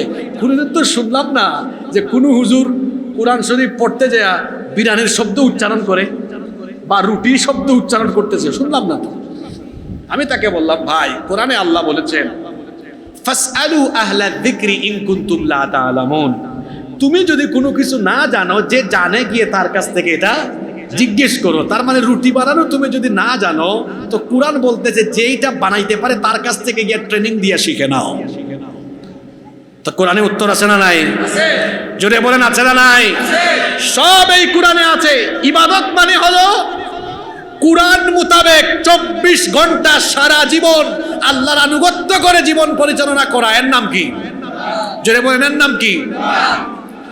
আমার দেশে আপনি এমন বহু মুসলমান পাবেন, আব্দুল করিম, আব্দুল সালাম, টুপিও লাগায়, পাঞ্জাবিও লাগায়, নামাজও পড়ে, রোজাও রাখে, হজও করে, যাকাতও দেয়, কিন্তু দেখা যায় মসজিদের বাইরে এই আনুষ্ঠানিক ইবাদতগুলোর বাইরে তার জীবনের কোথাও আল্লাহর আনুগত্য নাই। সমাজ চালায় আল্লাহর আইন বাদ দিয়ে, আদালত চালায় আল্লাহর আইন বাদ দিয়ে। এখন বলেন তো, যে মুমিন নামাজে আল্লাহর আনুগত্য করবে সেই মুমিন আদালতে আনুগত্য করবে কার? আল্লাহ। আরো জোরে বলেন কার? আল্লাহ। বিচার ফয়সালা কেমনে হবে এগুলো কোরআনে আছে না নাই? চুরি করলে অপরাধ কি, ডাকাতি করলে অপরাধ কি, জিনা করলে অপরাধ কি, ধর্ষণ করলে অপরাধ কি, আরেকজনের জায়গা জমি মেরে দিলে অপরাধ কি, এগুলো কি কোরআনের ভেতরে নাই? তো এগুলো বাদ দিয়া এখন আপনারা মানুষের বানানো আইন গ্রহণ করেছেন। এখন বলেন তো, আমাদের ভালোর জন্য, কল্যাণের জন্য মানুষের আইন উত্তম না আল্লাহর আইন উত্তম? কথা বুঝতেছেন? বিরানি কিন্তু চলে আসবে, আমি একদম শেষে চলে আসছি, এই শেষের কথাগুলো শুনেন। আমাদের কল্যাণের জন্য মানুষের আইন উত্তম না আল্লাহর আইন উত্তম? এটা কি বুঝে বলছেন না না বুঝে বলছেন? তো আল্লাহর আইন উত্তম হইলে এতদিন ধরে বাংলাদেশে আল্লাহর আইন আপনারা প্রতিষ্ঠা করতে পারতেছেন না কেন? আপনারা বুঝেন নাই এখনো। এবার আসেন, বাংলাদেশ স্বাধীন হয়েছে, মজার একটা তথ্য নেন এখানে, তাকান আমার দিকে। দেশ স্বাধীন হয়েছে কত বছর? জি 54 বছর।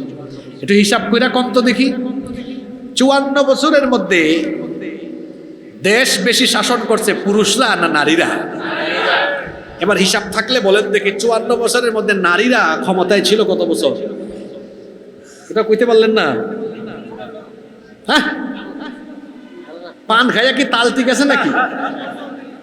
বাপ রে বাপ, দেখছেন কার বাপ ঠুট লাল করে ফেলছে একদম। 54 বছরের মধ্যে এখানে কে বলেছেন একজন ভাই সঠিক 32, মাশাআল্লাহ, হিসাব করে বলছি। এর মধ্যে একজনই কাম সারছে, 17 আর 5 কত? 22, আরেকজন 10 আর কি। আচ্ছা, আমরা এখানে কোনো রাজনৈতিক কথা বলবো না। আমি কেন এই প্রসঙ্গ নিয়ে আসছি এবার শুনেন। 54 বছরের মধ্যে 32 বছর চলে গেল নারীদের ক্ষমতায়, বাকি থাকলো কত? 22। তার মানে আপনারা তাও 2 জন মিলে না, বহুজন মিলে কত? 22, আর তারা 2 জন মিলে কাম সারছে কত? 32। এখন শোনেন, যেটা বলতে চাচ্ছি ওইটা শোনেন। আবার তারা এমন ছিল, শোনেন, সেই তো 90 থেকে শুরু হয়েছে এটা।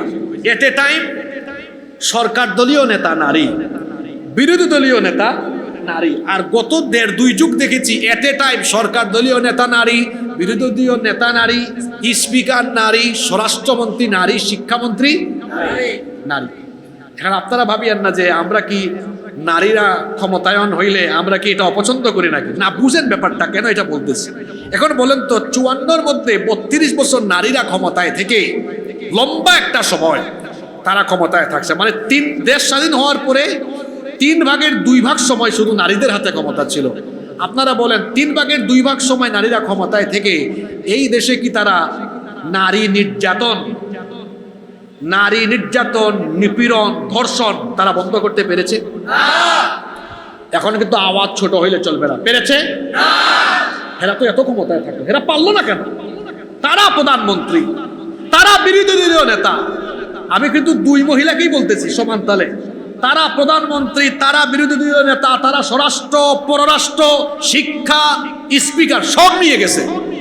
ধর্ষণও হয়, নির্যাতনও হয়, নারী তো মর্যাদা পাইল না, কারণ তারা 32 বছর ক্ষমতায় থেকে দেশ চালাইছে আল্লাহর আইনে না মানুষের আইনে? চলে বলেন কার আইনে?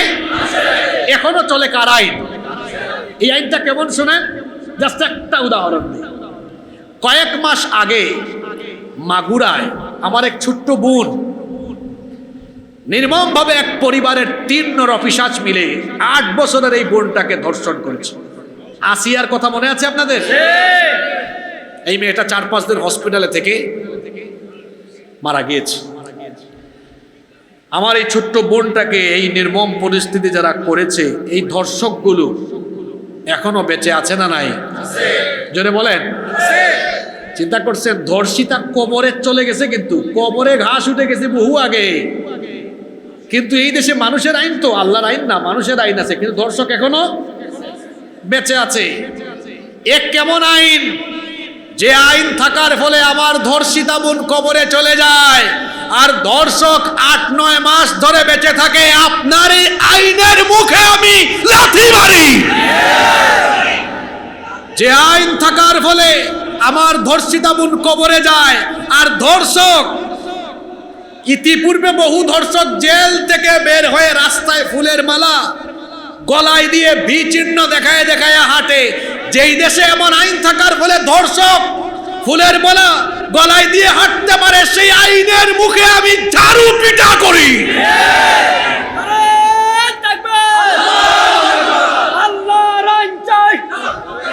এখন না, হেরা এখনো চায় না, চায় না বলেই তো হেদের স্লোগান এমন হয়েছে। রাখেন, হেদেরকে চাওয়াই আগে। 54 বছর ধরে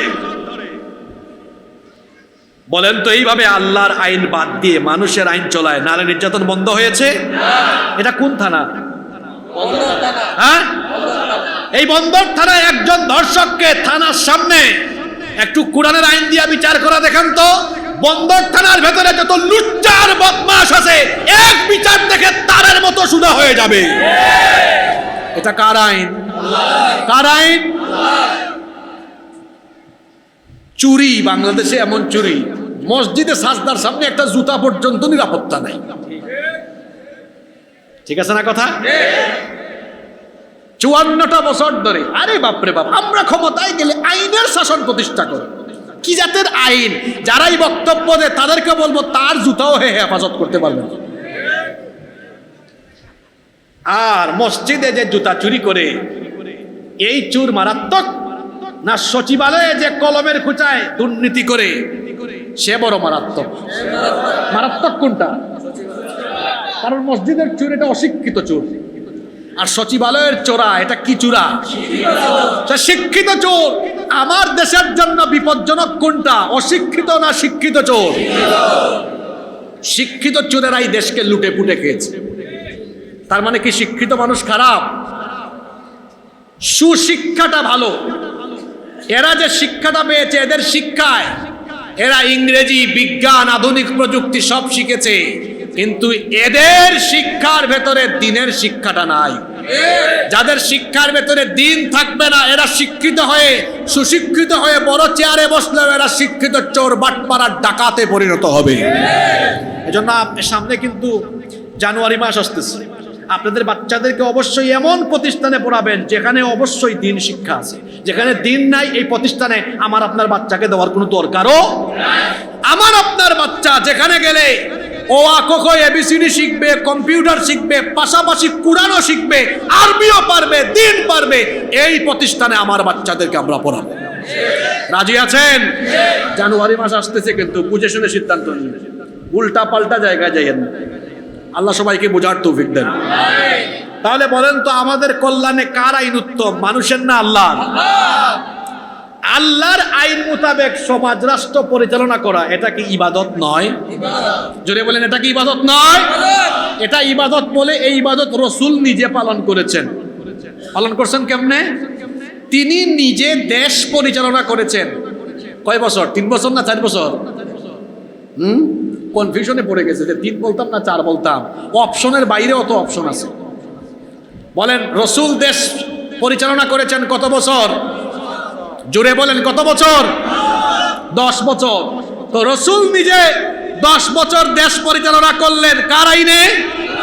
জোরে বলেন, কার আইনে? কার আইনে? নামাজ যেমন ইবাদত, তেমনি আল্লাহর আইনে সমাজ রাষ্ট্র পরিচালনা করা ইবাদত। সেই ইবাদত করেছেন মুহাম্মদ সাল্লাল্লাহু। ঠিক একই ভাবে উম্মতে মুহাম্মদী এরাও যে আল্লাহর কথা মতো নামাজ পড়বে, রোজা রাখবে, হজ করবে, যাকাত দিবে, সে আল্লাহর কথা মতোই তারা তাদের সমাজ আর দেশ চালাবে। এর নাম হলো পূর্ণাঙ্গ আনুগত্য। এজন্য আল্লাহ বলেছেন, ইয়া আইয়ুহাল্লাযীনা আমানু দুখুলু ফিস সিলমি কাফা, হে ঈমানদারেরা, পরিপূর্ণভাবে ইসলামে ঢুকো, পরিপূর্ণভাবে ইসলামে দাখিল হও। অর্ধেক ঢুকে অর্ধেক বাইরে থাইকো না। মানে হলো 24 ঘন্টার মধ্যে 1 ঘন্টা 5 ওয়াক্ত নামাজ পড়ো। আরো আবার 1 ঘন্টা সুদ খাইলে কি হবে? দেখেন না, আমার দেশে এমন রাবেয়া বছরই পাইছি যে কিনা তার হুকুমে হাজার হাজার মানুষ মারার আদেশ দিত। আবার পার্লামেন্টও বলতো সবার আগে তাহাজ্জুদ পড়ি, ঘুম থেকে উঠাই যায় নামাজও খুঁজি। একদিকে 24 ঘন্টার মধ্যে 2-3 ঘন্টা নামাজও পড়ে, অন্যদিকে বাকি 21-22 ঘন্টা আল্লাহর অবাধ্য যদি কেউ হয়, সে কি পরিপূর্ণ ইসলামে ঢুকছে নাকি? আল্লাহ বলেছেন, ঢুকলে পুরাটাই ঢুকে যাও। উদখুলু ফিস সিলমি কাফা। কাফা মানে হলো পূর্ণাঙ্গভাবে ইসলামে দাখিল হয়ে যাও। এই কিতাব, এই কোরআন মানলে পুরাটাই মানতে হবে। অর্ধেক মানবেন, অর্ধেক মানবেন না, এমনটা হতে। অর্ধেক মানে কেমনে? কোরআনে আসছে আকিমুস সালাহ, নামাজ কায়েম করো, নামাজে যায়। কোরআনে আসছে আকিমুদ্দিন, দিন প্রতিষ্ঠা করো, মানে আল্লাহর হুকুমাত, আল্লাহর আইন প্রতিষ্ঠা করো। কয় না না, এখানে যাওয়া যাবে না। আবার এটা যারা বলে, কয় এরা হলো ধর্ম ব্যবসায়ী। যেমন আমাদেরকে ফেসবুকে, ইউটিউবে মাঝে মাঝে অনেকে দেখায়, হুজুর দেখছেন নি কারবার আপনারে গালি দিছে ধর্ম ব্যবসায়ী। কি গালি দিছে? আমাদের মতো অনেককে আবার গালি দেয় এরকম ধর্ম ব্যবসায়ী। এখন আপনাদেরকে প্রশ্ন করি, শুনতেছেন আপনারা? আমাকে বা আমার মতো আরো যে কোনো আলেমকে যদি আপনি 10 কোটি টাকা দিয়া বলেন আপনি আগামীকাল থেকে জুব্বা খুলে শার্ট পরবেন, ফতুয়া পরবেন, আপনি পারবেন আমারে পড়াইতে? কি মনে হয় পারবেন? পারবেন? অন্য হুজুরকে পারবেন? যদি বলেন হুজুর 10 লক্ষ টাকা দিলাম, 10 লক্ষ টাকা দিলাম, আগামীকাল থেকে দাড়ি মুছকাইটা ক্লিন শেভ করে তারপরে জিন্স প্যান্ট পরে হাঁটবেন, হাঁটবে? জোরে বলেন, হাঁটবে? যদি বলে হুজুর আপনারা আমরা ভোট দিয়ে এমপি বানাবো, শার্ট প্যান্ট পরা শুরু করেন, করবে? আচ্ছা, যারা আমাদেরকে ধর্ম ব্যবসায়ী বলে, আপনি এদেরকে বলবেন আগামীকাল থেকে পাঞ্জাবি পরবেন, টুপি লাগাবেন, কিছু কুরআন হাদিস বলবেন, ভোট দিব, ওরা দেখবেন কালকেই সুরত পাল্টাবে। কথা বলেন না কেন? যারা ভোটের নেশায়, ভোটের আশায়, যারা টাকার আশায়, টাকার নেশায় লেবাস পাল্টায়, ওরা ধর্ম ব্যবসায়ী। আমরা যারা সবসময় কুরআন সুন্নাহর কথা বলি, আমরা ধর্ম ব্যবসায়ী নই। কথা ক্লিয়ার না? এখনো বুঝেন নাই? নির্বাচন আসলে দাড়ি টুপি রেখে, টুপি লাগায়া কারা কারা ধর্মের কথা বলে, এটা আমরা বলা লাগবে না, আপনারা ভালো করে জানেন গো। ধর্ম ব্যবসায়ী তারা যারা সময়ে সময়ে লেবাস চেঞ্জ করে ধর্মের কথা বলে, মানুষের থেকে সিম্পিতি নিয়ে এরপরে আবার ক্ষমতায় গিয়ে দিন ইসলামের বিরুদ্ধে যায়, এরাই ধর্ম ব্যবসায়ী। আমাদের লেবাস ঠিক আছে, ওই আগেও এরকম ছিল, মাদ্রাসায় পড়ছি এরকমই ছিল, ওই টুপিদারি আগেও লাগে আসছিল, এখনো আছে, সবসময় একরকমই আছে। আজকে এক সুরত, কালকে আরেক সুরত নয়। কিন্তু যারা ধর্ম ব্যবসায়ী আমাদেরকে বলে, ওদের চরিত্র দিনে একরকম, রাতে আরেক রকম। আমি কি মিথ্যা বলছি? তাহলে কোরআনের কিছু মানবো কিছু মানবো না এমনটা হতে পারবে না। আল্লাহ বলেছেন আফাতুমিনুনা বিবাদিল কিতাবি ওয়া তাকফুরুনা বিবাদ, তবে কি তোমরা কোরআনের কিছু মানবে আর কিছু মানবে না? না, এমনটা তো হতে পারে না। যদি তোমরা এমন করো তাহলে কি হবে শোনো, ফামা জাযাউ মান ইয়াফআলু যালিকা মিনকুম ইল্লা খিজয়ুন ফিল হায়াতিদ দুনিয়া ওয়া ইয়াউমাল কিয়ামাতি يردون إلى أشد العذاب وما الله بغافل عما تعملون। যদি এমনটা করো, কিছু জায়গায় কোরআন মানো কিছু জায়গায় না মানো, নামাজে মানে কিন্তু আদালতে মানে না, পার্লামেন্টে মানে না, কিছু মানো কিছু মানো না, দুনিয়ায় লাঞ্ছনার জীবন দিব, অপমানের জীবন দিব, আর আখিরাতে কঠিন শাস্তি দিবেন কে? এই কিতাব পরিপূর্ণ মেনে আল্লাহর বিধান মতো চলা, আনুগত্য মোতাবেক চলা, এর নাম কি? ভুলে গেছেন? এর নাম ইবাদত। এর নাম কি? সেই আল্লাহ বলেছেন, যেটা সূরা বাকারার 21 নম্বর আয়াত, যে আয়াতের তাফসীর আমরা করছিলাম, ইয়া আইয়ুহান নাসু উবুদু রাব্বাকুমুল্লাযী খালাকাকুম ওয়াল্লাযীনা মিন ক্বাবলিকুম লাআল্লাকুম তাত্তাকুন। হে মানব জাতি, ওই রবের ইবাদত করো যিনি তোমাদেরকে এবং তোমাদের পূর্ববর্তীদেরকে সৃষ্টি করেছেন। তিনি কে? আল্লাহ। সেই আল্লাহর ইবাদত করতে হবে। এই আদেশটা কার? আল্লাহ। আরো জোরে বলেন কার? আল্লাহ। তাহলে আজকে ওয়াজের বিষয় ছিল ইবাদতের সঠিক অর্থ কি, ইবাদত মানে কি, ইবাদত মানে কি। এখন যদি আমরা শেষে সমাপনীতে আলোচনার মূল সার নির্যাস বের করতে চাই, সেটা হলো এই ইবাদত মানে হলো সংক্ষিপ্ত কথায় পূর্ণাঙ্গ আনুগত্য। সেই আনুগত্য নামাজে যেমন আমি করি, রমজান মাস আসলেই রোজা রেখে আনুগত্য করি, আজান হলেই নামাজে গিয়ে আনুগত্য করি, একইভাবে নামাজের বাইরে অন্যান্য সময়, এমনকি আমার মৃত্যু পর্যন্ত গোটা জীবনভর আমার জীবনের সবকিছু, আমার পরিবার, আমার ব্যবসা, আমার অর্থনীতি, আমার রাজনীতি, আমার শিল্প কারখানা, এক কথায় আমার জীবনের চারপাশে যা আছে সব কিছু যার আনুগত্য করে আমি চালাবো, তিনি কে? আল্লাহ। এর নাম ইবাদত। এর নাম কি? হ্যাঁ। আর এখন অনেকে বানাইছে নামাজ, রোজা, হজ, যাকাত, ইবাদত, তো বাকি সময় বাকি টাইম কার ইবাদত করেন আপনি? আল্লাহর আনুগত্য মোতাবেক চলার নাম কি?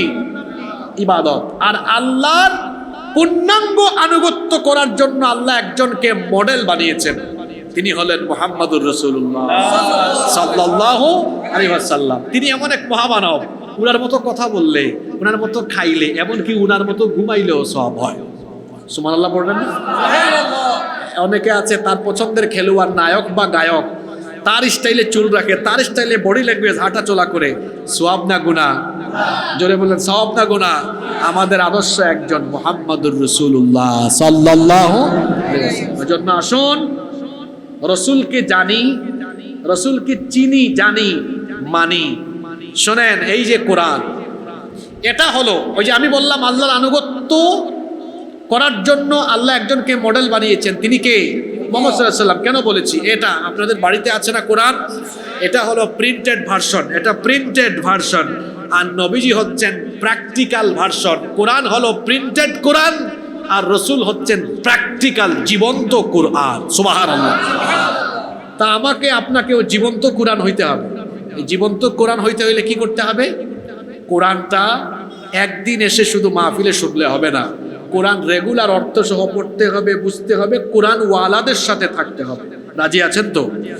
আল্লাহ সবাইকে তৌফিক দান করেন। মাহফিল কমিটির সম্মানিত সভাপতি সাহেবের